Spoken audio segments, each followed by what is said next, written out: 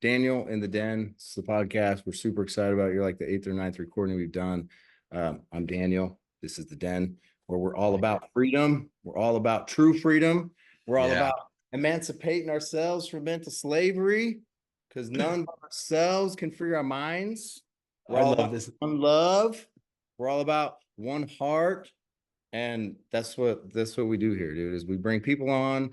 They're all about those same concepts and principles, and they want to take part in a movement that we're taking part in. And it's not this is not my movement. This is the movement of the Almighty. And I simply show up every day, submitting myself to the will of the Almighty, saying, hey, how can I help elevate the level of vibration in this world and help people become more free and be able to have true peace, joy, happiness, and love uh, in their lives? Because ultimately, that's what we need as a society. That's what we all seek. And so that's what we're about. And having a special guest in the house like yourself, Bennett Maxwell. Bennett Maxwell. Thank you for being here with us. So tell us a little bit about like your story, what you're all about, what I've heard little snippets, but yeah, what's your jam? Where are you from? Yeah. How'd you get to where you're at? I grew up in Utah, one of 9 kids. I was number 7. Mm. Um, and I have 3 kids myself, and you treat the third kid way differently than you treat the first one. You're like, oh, Uh, they're not going to die. You don't need to baby them anymore. yes. So imagine having 7, I think you stop paying attention. But because of that, me and my brothers, it was like, we were just always getting into business from elementary, selling candy bars at school, doing shaved ice on the corner, doing lemonade stands on the corner. We did lawn aeration door to door in junior high. And another one that I actually forgot about, my dad recently reminded me of, was snow shovels. I was selling snow shovels. I didn't remember that. Nice. But that was kind of the environment that I grew up in, which was extremely helpful and extremely helpful and confident building. Like if you want to go to football camp, it's $400. Okay, well, I don't have $400 and neither does my mom. So you have to go sell a banner to a school. Yeah, I mean, sorry, to a business that they could advertise. And it was $500. I don't know any business owners. I was like cold knocking. I think I was the only one to actually sell one, but it was out of necessity. So that all kind of led up to, I did Cutco, which was another amazing Oh yeah. skill-based Yep. learning how to do referrals, which then sent me on a LDS mission right after that. Mm-hmm. Lived in Where Tijuana did you? for 2 years. Tijuana is where you went. Wow. Yep. So I they got some throw you. Tijuana. I got some, as I'm sure you do, but that's I got some funny stories about Tijuana. But Oh, it's fun, and I've gone back there a ton because I've lived in Southern California quite a bit for the last 10 years. So a lot of skills, again, and a lot of learning. And although I'm not associated with that religion anymore, very grateful for everything that I was taught. I did a lot of door to door. Led me to a solar company, exited the solar company, bought Dirty Dough, and it was one store, franchised it. And I mean, what you were talking about right before, I love, because when I sold the solar company, I had this goal. I wanted to be a millionaire before I was 30. And I sold the solar company, I hit it, and I was 310 pounds. Didn't have a great relationship with my wife. I thought I did because we didn't fight. And my definition of a good relationship is you don't yell at each other. Turns out we were just roommates, raising kids together. But all of that changed because I realized that when I hit that goal, it was very unfulfilling. Like, and then I changed my focus to be on the pursuit rather than the destination, because I realized I was going to just keep changing that destination. So now I bought Dirty Dough about 3 years ago. In the last 2 years, we've opened up 60, 70 stores. We've sold 400 something franchises. Recently, I brought in a former Jimmy John CEO and a whole management team, because I mean, what we're doing is way above my pay grade. So really bringing in the right team. But I focus a lot on, again, the mission statement for Dirty Dough, and my personal mission statement is finding joy and fulfillment despite life's dirtiness. Like, don't wait to sell the solar company in order to put yourself first. So that's a little background, but anyways, I love what you're doing, because I'm like, that's my life right now. That's what I'm trying to get into. dude, I love it, bro. I love it. Thank you for that background. Thank you for that story. And a lot of what you just said, yeah, resonates with me to my core. And my journey was similar in that, that resonates with me on the whole, roommate. I have 6 kids, so yeah, I know exactly what you're talking about with the lower down the list, or not the lower down the list, but the younger the children is kind of just like, all right, we got Figure 6 it of out. them. We're all moving on in the right direction, to whatever level. And yes, we're very much on a figured out type program, because that's how I was raised too. And the life lessons you learn when you have to figure it out is a beautiful thing. So, but my point in saying that is as my wife and I have gone through this journey, and I've been, stuck in the rat race for many years. Mine on the real estate side, which is a serious rat race, much like solar and some of the other businesses out there that, and let's be real, we as a society, I say this all the time because it's truth, worship a false god in the almighty dollar. And Yeah. when that is the core focus of our society, like, you can get stuck in that rat race and not even realize that's what it is, right? I too served a mission as well, and have gone on a journey with that whole upbringing myself. I've actually come back around to a place where I'm grounded, I'm solid. I know who I am. I know I actually can resonate with every single, I believe, every single person that has kind of decided, yeah, this isn't for me. Because Mhm. I was there in my heart at times, but I had an undeniable experience while serving a mission that put me on this journey of understanding the concept of consciousness. I didn't know what it was that I experienced. I didn't know how to explain it. Mhm. When I met this lady that forever changed my life, who ended up actually joining the church, but she's actually taught me more about what it means to be a true follower of Jesus than anybody else that I've ever met on this planet. And she impressed onto my soul um, this feeling of presence, Mhm. consciousness, what it means to be here and present and in the moment, and not seeking for, what's to come, but rather just being, right? Rather being. And that concept, as I hit rock bottom and reset on every aspect of my life 5 years ago, um, financial reset, physically broke my back, um, had to kind of completely tear down and rebuild my entire belief systems across the board, spiritually, mentally, emotionally, physically, financially, reset, ground zero. And as I have kind of brought myself back through this process and have gone on a journey, turned to the Eastern world, I always say, who were the wise men and where were they Yeah. from? Mhm. They traveled far from the East, right? And I'm like, okay. And it was actually President Nelson gave a talk in general conference that I just so happened to be in the conference center. It was the last conference talk that was given in the conference center in a priesthood session. And I was there with my son, and he gave a talk on the word repentance. And it was metanoeo. It was what he helped us understand, that word in the Greek Bible means to change your breath, even the very way we breathe, is what it says. Your mind, your knowledge, and your spirit.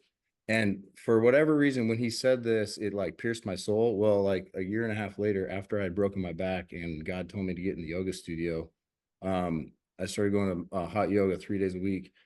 And this concept of movement with breath, and all these yoga instructors would be like, every movement is tied to your breath. And I was like, I don't know what you're talking about, because I can't breathe. I'm suffocating right now.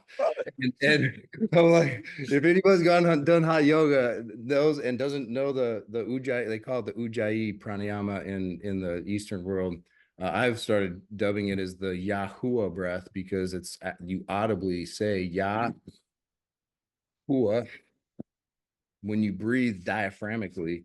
And Mhm. it was, anyways, it was in one of those, it was in a Shavasana pose, very end of the pose, that the words of that talk came back to mind. I'm like, change even the very way you breathe. Okay, there's something here. And I just went down this journey of understanding breath work, mindfulness, through the practice of yoga, meditation, all these, Eastern world practices. And I've been able to like interlace the culture I was raised in, which is very much say one thing, attempt, strive, but kind of do the opposite, even though we're not trying to do that. It's just how it works.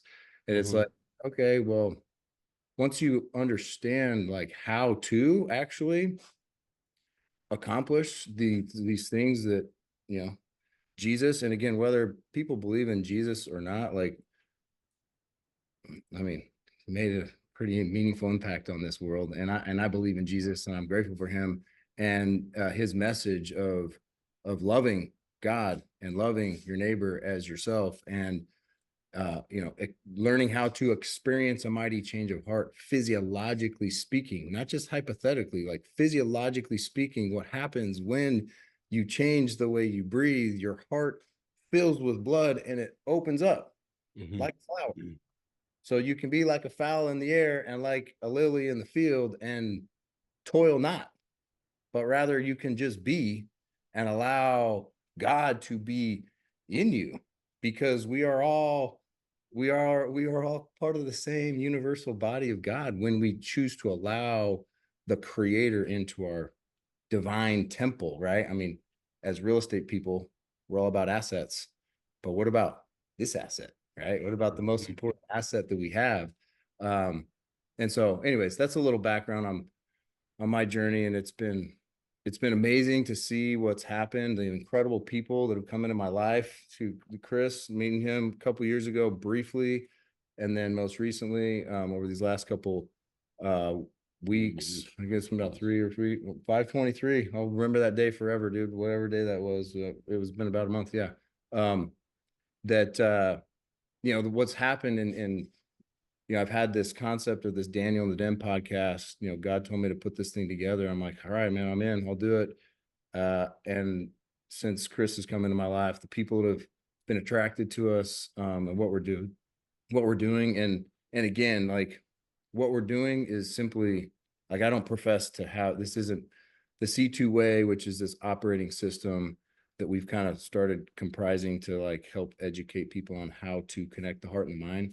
This is not my operating system. This is an operating system from the Almighty, that I'm just merely a portal to being able to help share the message with people that, hey, look, when you understand how the physical body works and how to utilize the power that each one of us spiritual, harmonic, and energetic beings that are living a human experience, once we understand and know like how to do this, and then we do these simple daily practices to create alignment and to become one with the divine creator, man, the world will just become a better place every day. And that's what we do. That's what we're all about. I love that. I was listening to a book this morning, just, you know, as I'm making my coffee and whatever. A guy named Alan Watts, and he was kind of credited as the first, okay, you know who he is, like, he brought Eastern philosophy and made it fun, entertaining, and easy to understand. He's since passed away, but I'm listening to his book, and he's bringing up that same thing, you know, like, animals have it good. They suffer, but they don't even know they suffer. They don't care because they're just in the moment. They're not worried about what they're eating tomorrow. Now, birds migrate not because they're planning it, but it's because it's instinct.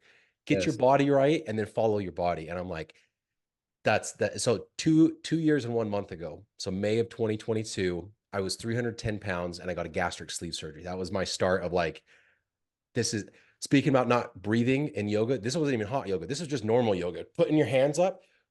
Yeah. This cuts off your artery.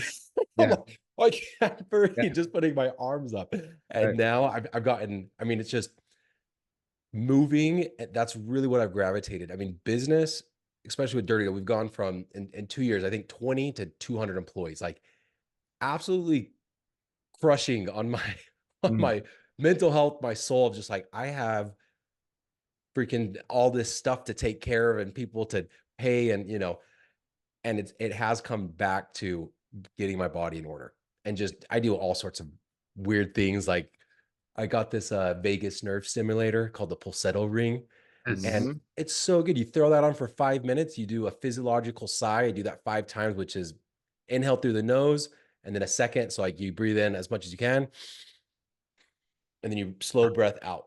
um Supposedly, I follow Andrew Huberman, if you've heard of that dude. That's like the #1 way to calm your body. And I just got off a panel that I was speaking at, and I'm on my way to do the podcast. I'm late. I'm a little stressed. I also had to run out. Everybody's asking me questions, and Huh? I'm just like I'm going to do 5 breaths, and then I monitor my heart rate, and I could drop my heart rate 10 to 20 beats per minute, like always. Yep. just taking 1 to 2 minutes, breathing, clearing the mind. Or I could do what I used to do and, oh, I need more energy. I need a caffeine, I Yep. need an energy drink. And then it just actually, I mean, it was hurting me. I didn't realize it. It was making me, you know, too active rather than allowing me to quiet and listen to myself. It was just giving me more noise. Totally. Oh Dude, man, I resonate. because with the CT way, the breath work, when you open up activate the vagus nerve, Mhm. you're able to tap into a different part of the brain. You're able to, as humans with mouth breathing, you're tapping into the chaos side. Sympathetic nervous system, It's the right? chaos Fight, flight, side. fear, stress, anxiety. When you tap into the other side of the brain, you're able to tap into the side with creativity, manifestation, logic, True creation, true right? creation. Yep. Co-creation. You Co-creation. So you I know I'm the one being interviewed, but I have a question for you guys. Yeah. These journeys, for me, a big turning point was about 2 years ago. I did mushrooms for the first time. Yes. And it was a terrible experience in the moment, but coming Okay. out of the moment, it was life changing.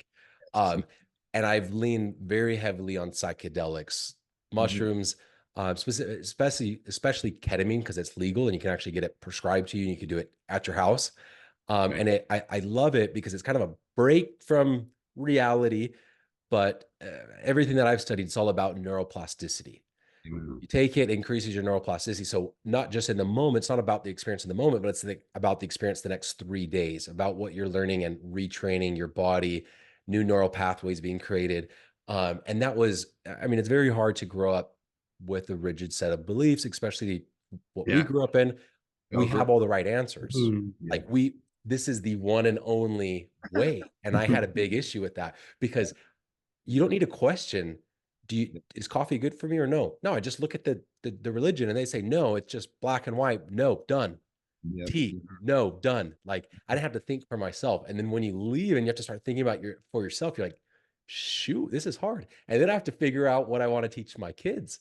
And anyways, that's been a very big tool for me. Do you guys have any experience with that? Has that helped you at all? If you've dabbled in Absolutely. it? Okay. Absolutely. I've more than dabbled in it. And I've done some hero journeys and I know exactly what you're talking about. Like, wow, it was a horrible experience, but yet the ego death, like Yeah. wow, just shed a layer of ego. Um, and what I've learned through that process is, I mean, it's all in the setting and it's all in the mindset going into it. And I've Mhm. made, I'm a trial by error type of guy. Like, and I'm not one. I'm your atypical Mormon. Like again, I'm all in on the church. Like mind you, I am all in on the church. But you didn't. I'm all in on the gospel of Jesus Christ. Let me restate Yeah, that. there you go. All in on the Love that. gospel of Jesus Christ. There are a lot of things that don't make sense to me within the church construct. That's okay. I choose to not focus on that. I choose to focus on things that I'm all in on. And psychedelics have been a meaningful part of my journey to get to that point. And microdosing has been what has, after doing a couple of hero journeys, microdosing has been meaningful. It's actually how, with my ADHD brain, like I literally up until 3 years ago had read maybe this many books. I can count on my hand, but Audible combined with some psychedelics and dishwashing, I just started ingesting, talk about creating new neural pathways, like Mm. ingesting information of divinity that just like continued to flow inward and like led me to these amazing places. And the other part, natural medicine, the herb was actually what started helping me down that road. There's actually a guy who was in my neighborhood, in my ward, on the high council, that came over, was like, hey, bro, you need to, because he had heard me speaking vocally outwardly about like how like I believed in the medical marijuana movement. This was before it was even legal in Arizona. And he's like, here you go, dude.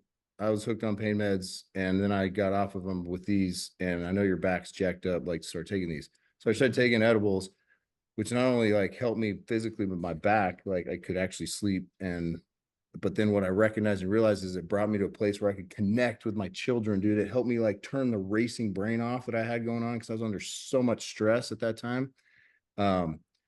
Which then led me to being open to the mushroom thing. And it's been a roller coaster ride for me. And I'm not gonna, I mean, at the end of the day, like I'm one that whatever I do, I'm like all in on, right? So definitely definitely took it to like an extreme. And then I realized, I need to bring it back to a place where it's like, centered and grounding.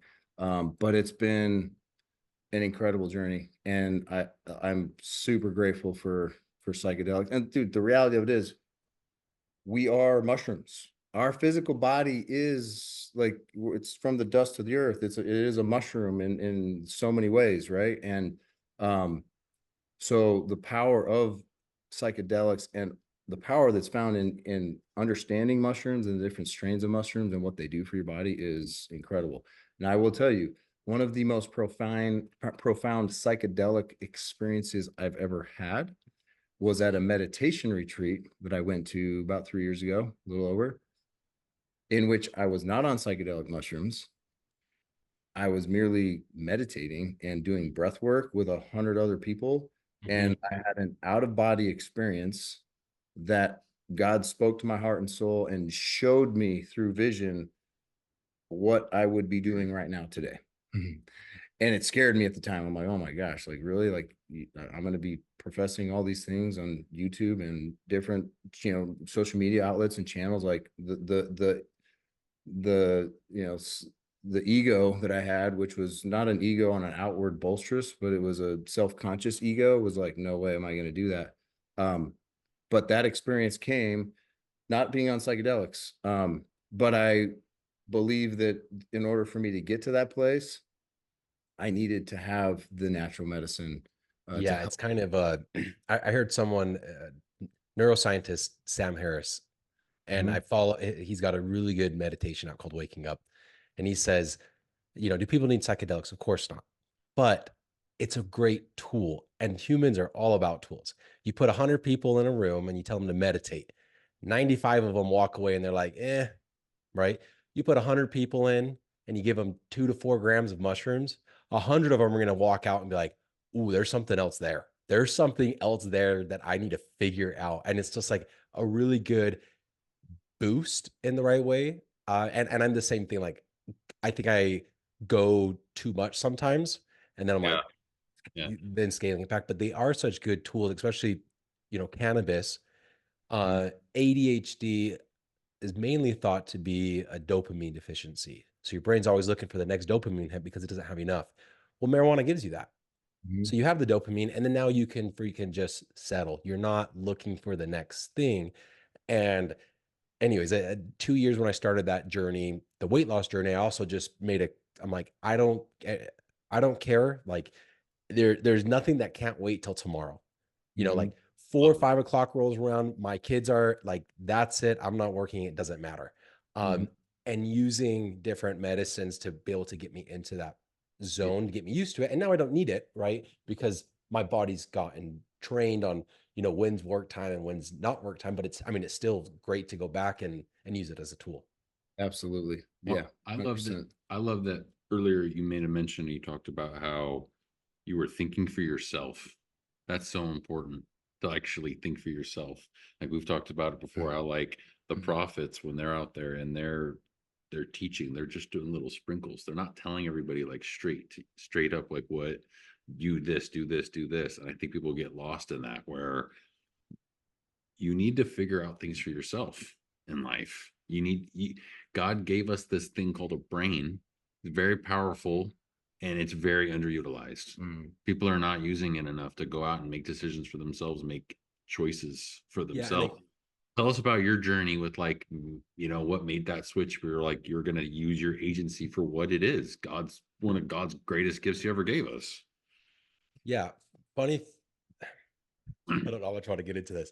I don't believe in conscious free will. Um, so agency are we free agents to act without outside forces? Yes. Are we consciously making decisions that we could have otherwise made in the same scenario? I believe all evidence points to no.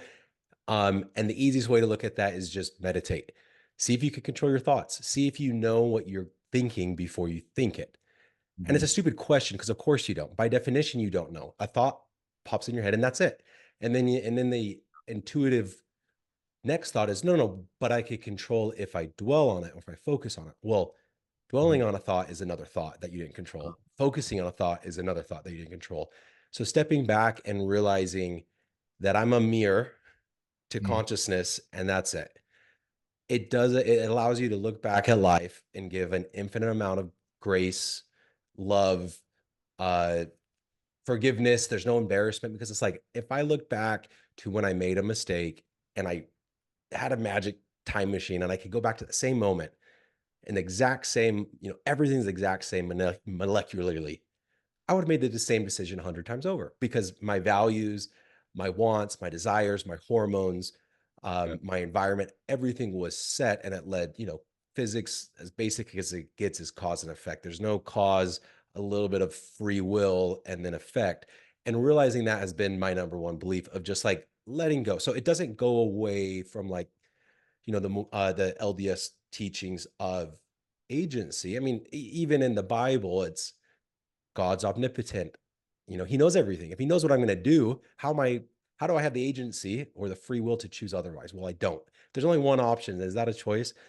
So I think it's in the doctrine, and it doesn't go against the doctrine. You just have to, like, I am a free agent. Nobody's holding a gun to my head and saying I have to be on this podcast, but I am. And I really didn't have another choice. There wasn't another option. But man, doesn't that give me so much grace? And I mean, I can look at Chris, you punch me in the face next time we see each other. Being mad at you for punching me in the face would be the same thing as being mad at a tornado or an earthquake. It's like, it happened, and it happened like that. And looking at life like that has been the most freeing. Now, as far as to answer your question, I'm sorry for that tangent. No, I great, love it. dude. I love it. 100%. It's funny because I literally just had a conversation with my brother-in-law and sister-in-law about agency, and the way you just explained it, I'm gonna send this podcast to them. And like that on point, dude. You did a much better job of what I was trying to articulate it. So it's totally on thank you. you. I've spent a lot of time on it, and most of my family and friends are part of the religion, and I don't want to knock it, because I learned so much great things, but I don't believe that there's one way, and that's my biggest separation, is like, anybody who professes that they have all the answers and everybody else is wrong. No, I'm not going to believe in that, but that's totally fine. And I did have a little bit of cynicism, if that's the right word, of like, oh, well, Mormons are hypocrites because they profess all this and they do other things. And then I'm like, wait, what do I profess I believe in? I do. I profess I'm a healthy eater and I eat junk all the time. Like, there's not a human alive that isn't hypocritical on a day-to-day You own a basis. cookie Just company. recognizing it. But that was a journey to be like, okay, I had all the answers. I knew exactly what heaven was. I knew exactly what to do to get there. And then now I don't believe in any of that. I believe Christ was a person, and he was a very inspired, and I like a lot of the teachings. But what I don't get behind is the "you're born imperfect." I don't teach that to my kids. I don't teach my kids that they need to do what Christ says in order to go to heaven. I have a more Buddhist, exactly what you're describing. Like, we were made, as a cell, and now I'm this big. Where did that material come from? It came from the food I ate. Like, in a literal sense, I am made up of a cow and a potato and a mushroom. Like, and when I die, my cells, in a physical, scientific sense, like, it will go into other organisms. And I think it's like a connectingness of the earth being Mother Nature, not a God with a beard, a maternal figure telling us what to do. And we just got back from Yellowstone yesterday. And my brother asked my 7-year-old daughter, what was your favorite part? Or we were filling out this like ranger booklet to become a junior ranger, and she said I felt connected to the earth. And I'm like, I love that, because the night before we went out in the middle of the dark, and we went out to the forest, we turned off all the lights, and we just sat there. I had her feel the earth and just say, like, what do you feel? And we looked at the stars, and do you feel connected? And kind of explained that. And she's 7 years old, and it connected with her. I'm like, sweet. That's what it connects with me as well. And that's like definitely, very top proud moment. I'm like, sweet, something's getting through. So anyways, it's very hard and challenging to kind of think for yourself, but I'm learning to be more like what feels right, not what is somebody telling me is right. Yes, yes. And what's Yes, I love there's that. so much you just said there. We could literally talk for about what you said. But one of the things one of the thoughts that continually comes back to mind when again, I I too have had to go through this like process where I have compassion on Mhm. others and myself, first of all, Mhm. but others within, the LDS religion of, saying one thing, professing another, et cetera, et cetera. But the reality of it is like, we're all on a journey of trying to understand and know what or how we individually hear the voice of the Lord. Call the Lord whatever you want to call the Lord, the creator, the divine creator, Heavenly Father, Jesus, this Holy Spirit.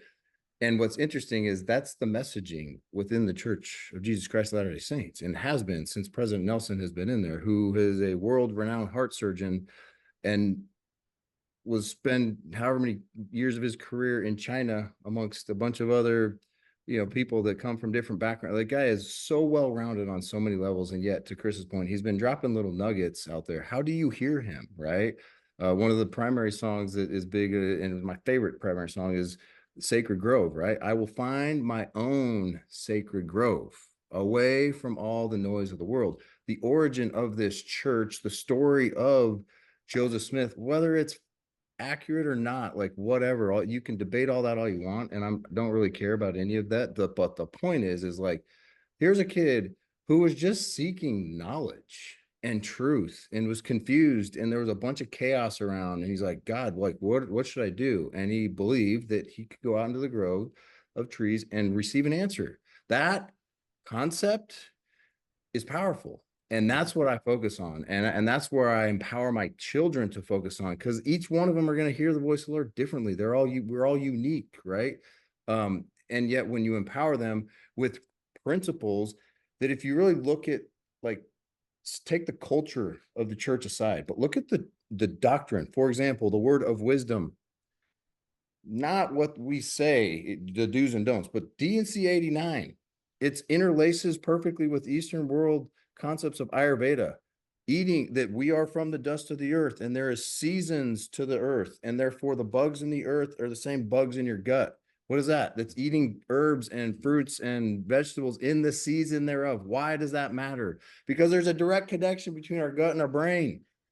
So when we put garbage food into our body, when we put fake food, when we put food that maybe is not garbage, but it's not meant to be there in the season thereof, there's a disconnect. Mhm. All of a sudden, your brain is not functioning in its God-like parts. Frontal lobe and right hemisphere, you visualize, imagine, manifest, and create. So gut health is so important, right? I mean, it's those concepts that, as I've started to like look at it through a different lens and be okay with people, doing the best they know how to like explain and articulate it with a lot of confusion intermixed. Um, I've learned to, I mean, there's a lot of power when you really look, like, take a step back and just be like, okay, yeah, how do I hear? Well, the only way that you can actually hear the voice of the Almighty Creator is by being present and in the moment, right? This is life eternal, but you might know me, the only Mhm. true God. Well, how do you know the only true God if you're not here in the present moment? This is all we got. Like, eternity is right now, right? The Power of Now. Have you read that book, Eckhart Tolle? Yep. That book, powerful book. Um, Surrender Experiment, another incredible book, right? Which again goes in line with what you're talking about of like agency. Like, yeah, we can choose how we respond to suffering, right? Do we want to hold on to all these things that are happening to us and Yeah. get all worked up about it and live in a state of suffering? Or do we want to just let it go and let it flow and be present in the moment and allow the hand of the Almighty to shape us and mold us in becoming, who we were sent here to become, and to be able to accomplish the things that we were supposed to accomplish, right? Which, again, Jesus and his, whether you believe the true Jesus story of, atoning for your sins or whatever else or not, the powerful statement of not my will, but thine be done. If you take that approach in life, it removes the suffering aspect. It's like, all right, Mhm. I'll put your will in front of mine and just be okay with whatever is. And yeah, it's kind of is there another way? You know, like I think you just have to accept that is the only way. And if you choose to suffer, you couldn't have chosen otherwise. So give yourself grace for choosing to suffer. Because again, suffering is a thought that provokes an action. And anybody who spends 5 minutes analyzing their thoughts Mhm. will quickly realize that you don't know what you're thinking until the thought arises. And that's it. You don't control them then. If you don't know it before it comes, that's it. And again, so very freeing. And I do think the Bible is a lot of symbolic stories that were taken literally, that may or may not have been taken literally. And by the Roman Catholic Church in order to, anyways, I don't need to get into that, but I do think there's so much good in that. But there's so much in there that you could, obviously there's 1,000 different religions based on one freaking book, and they're all the true religion based on the same book. But I think and I heard this from Alan Watts on the Christ, because again, I'm not teaching my kids that they're born imperfect. I'm not teaching them that. I don't believe that. And I don't believe at 8 years old, you wake up with agency. I don't believe you ever wake up with agency. I mean, you're born a baby, you cry. Is that agency or is that instinct? It's instinct. And then as an adult, we feel we have agency. When did it kick in? When did it break the laws of physics? I don't think it ever did. But I do think the teachings of we are one and returning, everything is from one place. And then there's a spin on it that says, in order to go to heaven, you need to follow these commandments, dedicate your time, service, energy, and money to me, and then you could go to heaven. And that's where I don't get behind, because I don't think that's needed. I don't think that was Yeah. taught by anything that I've read, that you have to Yeah. check these certain boxes that include paying time, energy, and attention Yeah. to one organization. However, I love that there's religion out there, because overall, I think society is a lot better and it brings people together, Yeah, especially the LDS religion. And that is something I missed. Like I can literally go to Taiwan and I could show up to a church and I Mhm. could talk to the bishop and I could say, I need a place to stay tonight. And I could find a place to stay probably anywhere in the freaking world. Like Yeah. that community that's built, Yes. amazing, and there's a lot of other communities like that, but there's so much good. And I do think I think more people that I'm surrounded with that are still in the religion are similar to you, of like, there's so much out there. Let me just focus on the good and do the best I can. Mhm. And if I drink coffee, I drink coffee. If I have a few beers every once in a while, I have a few beers. Like Yes. whatever, I'm a good person. Yep. And I Bennett, do feel like it's gravitating more towards that. And I really like that. Open-mindedness is happening. I It's would a agree. beautiful thing. I would agree. I would say, like, to speak on it is just like, I love your point about giving grace. People need to give themselves more grace instead of having that feeling of like guilt or shame. Mhm. So many people, especially in the communities we're talking about, like they develop this belief system of like shame, shame, shame, and hold on to stuff forever. And it's like, no, give yourself some grace, give everyone else grace, because we're all on our own journeys. So, wherever we believe we're going, we're all on our own journey through this world. And we need to be looking for ways to unify each other rather than to divide. Yes. Look for commonalities rather than things that are not common. And to your point, when you were talking about with truth, there's truth found in all walks of life. There's on all of the different religions have elements of truth. And instead of looking for ways to just say, well, but mine's true and yours is not, no, look for what their religion is true and what if their religion is true, Mhm. and bring together commonality, and Mhm. like, let's just create a community of love. Yeah. Yes. I mean, mysticism is God's within you. Like we are Yes. one with God.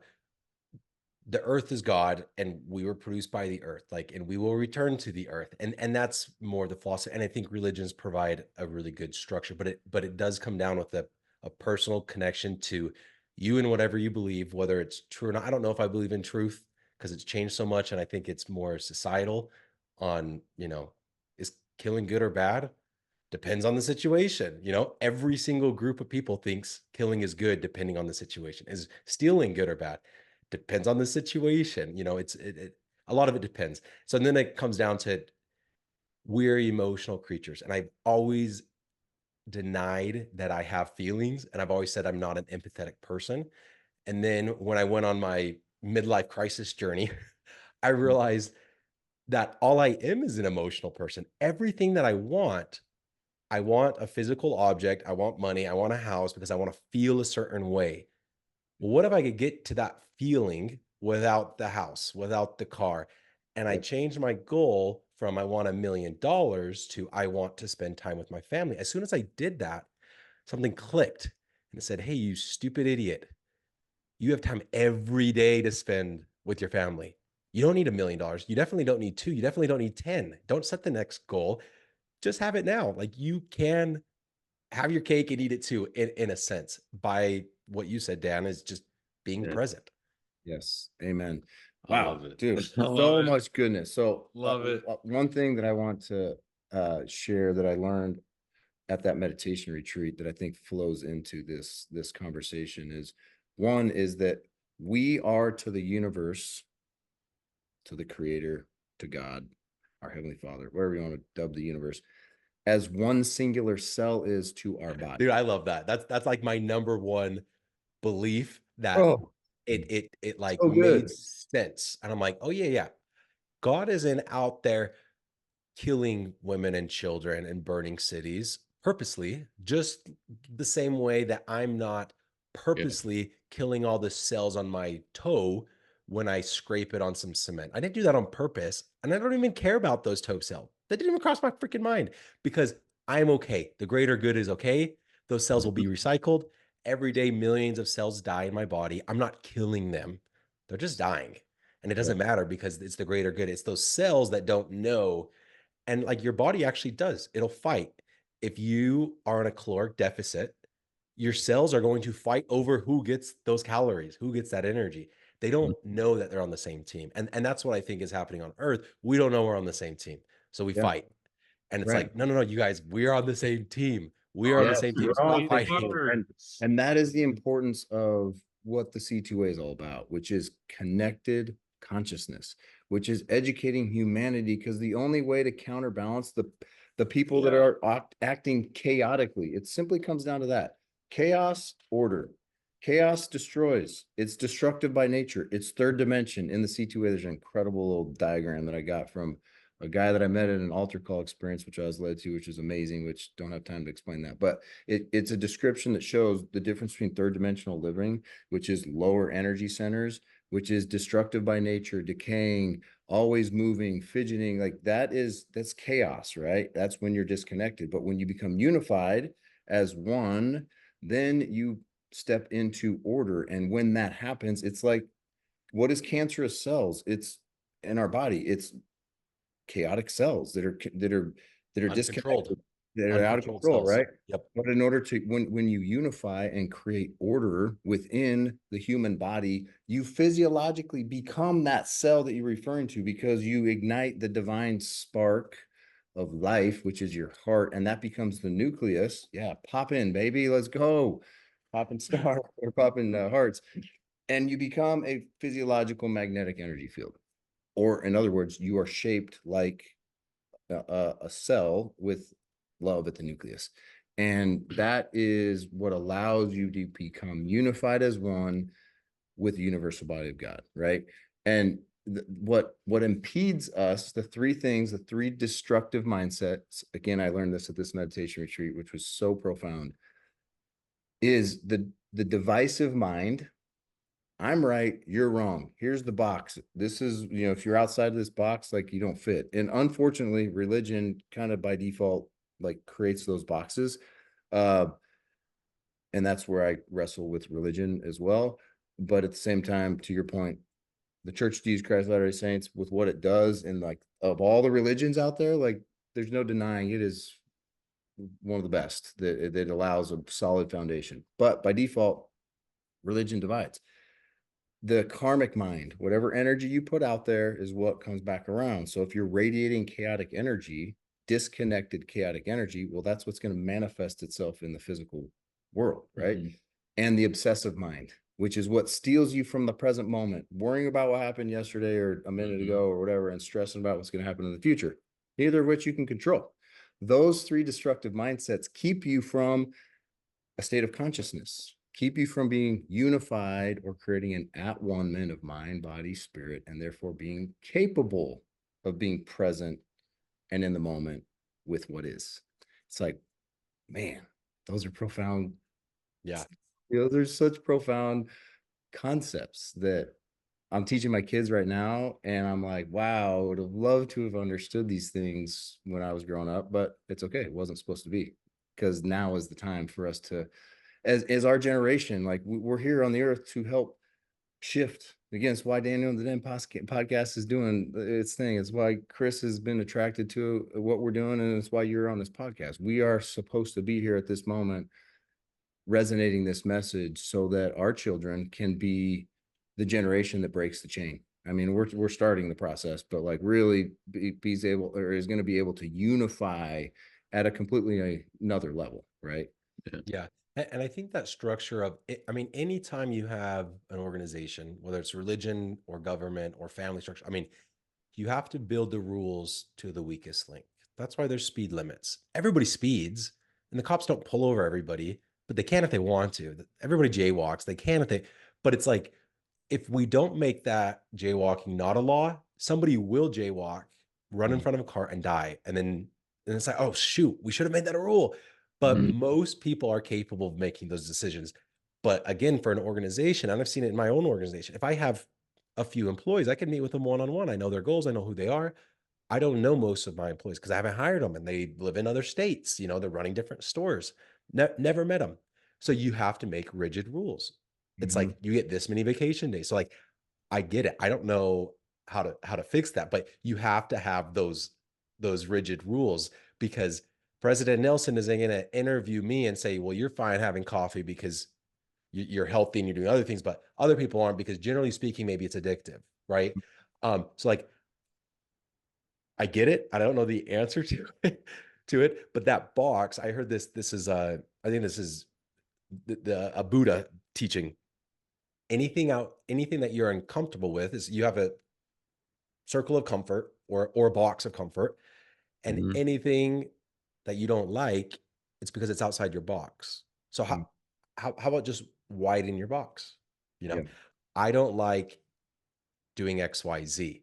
Well, why don't I not like it? And can I like it? And the answer is yes, of course you can. And you just slowly open your box until there are no more walls. And then it's just an open consciousness, kind of what I mentioned at the beginning. And that's what I try to focus on. It's very hard. Just like following Jesus is very hard, you know, love one another. That's very hard. Nobody does it. I don't do all my, I don't practice what I preach at all because it's just life. But really expanding that box and be like, okay, it's openness. I'm just a mirror. A mirror doesn't get dirty if it reflects mud. It's just reflecting mud. And a mirror doesn't get clean if it reflects Windex. It's just a reflection of what's happening. And really trying to look at my life of like, okay, I'm not even the one freaking talking right now. I don't know.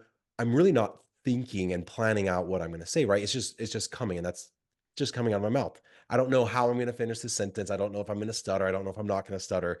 It just flows. And then recognizing, okay, that's flowing, and all I'm doing is observing it. So if I say something stupid, who cares? I'm just the observer anyway. It's not the one. I'm not the one who put the thought in my head. I didn't control the neurons to fire to create that thought. Like, I really am not in control. So it does, again, I make so many mistakes, and it's so easy to get into that mindset and then go back and erase the shame, the guilt from those mistakes, which I feel a lot of that was ingrained for me early on, especially like in a sexual sense. The Christianity is very, sex is bad because it's shamed, where like sex is bad or should be avoided in like a Buddhist culture because it's your sexual energy and you don't want to release it because you want to keep up, but it's not. They don't tell you you're going to hell if you have sex, you know. Literally where creation comes from. Yes, but to control a population, shame is a great way. To have a great big organization and say, if you don't do what I say, you're going to hell eternally. That's a great way to, because I look at a religion from a business. I was like, oh yeah, if I told my employees that if they quit, they would go to hell forever, I would have a bigger company, I think. No doubt. Well, and if you look at That's it, funny. if you look at it on the That's funny. spectrum, of, I'm a vibrational, like I'm universal law type guy, right? I want to see it on universal laws, physics, science, and you look at it on the spectrum of resonances, of hertz levels, right? Of frequency. Shame is the absolute lowest level of vibration in the universe. That feeling is the lowest level, and it is at your root chakra. It comes from the creation center. So of course, the opposing force, call that opposing force, whatever you want to call them, is going to get us at the root. Because if he's got us at the root, we're disconnected. We're done. It's taking us out at the legs, right? Yep. The opposite is authenticity. Authenticity is the highest level of vibration, right? And so, you know, as a culture and all religions within Christianity, which have been warped in this thought process, that has totally been it. We've been shamed, feeling shame and guilt and all those lower energy feelings is what immediately puts us in a place of not being able to be empowered, right? Grounded. Legs and feet are an extension of the root, right? So if that energy center is out of tune or is not vibrating at the right resonance, then we're disconnected from source, from the creator, from the Almighty, from God, from Heavenly Father, from whatever it is. So Love that. man, dude, this has been epic, awesome. bro. This has been amazing. I got one more question now for you. And I love that you were talking about boxes because it's your point, organization. If you don't create rules, then there's chaos. But I always believe that people do need to be able to learn for themselves. Last question I have though for you is there anything that you would want to highlight, shout out, if it's a person, place, idea, belief, something that you've already talked about, you want to throw out more, if there's something else like a word that's been on your mind. In the past, we had a guy a couple episodes back who said stewardship. And that was what he was like, that's been on my mind. And then another one, it's like it's a business that they're on, you know. Yeah. And you want to shout out, my friend. No, I mean, the number one belief that's helped me through any time is going back to, again, we have different beliefs. Daniel, what you're saying on like the opposing force. I don't believe there's opposing force. And if there was, the whole plan doesn't make sense, because if God knows what's going to happen, why the hell am I even here? Like if he threw me on here and there's opposing force and he knows when I'm going to give in and when I'm not, and it's already predetermined in a sense. So for me, it's letting go of all of that and just like, life is what it is. Is there eternal truths? I don't think so. I don't know if there is. If I'm following them, if I'm not following, it doesn't. Yeah. I'm not in control anyway. It's my body's following them, and I'm a consciousness. But again, if I can't control the neurons that then control a thought, that then control an action, why am I upset when I make bad decisions? And why am I prideful when I make good decisions? Right? I could get rid of that crap. You could get rid of pride, you could get rid of guilt, shame, and you can have an infinite amount of love, grace, gratitude, acceptance, empathy, sympathy, realizing everybody said what they said because neurons fired in their brain that they didn't control.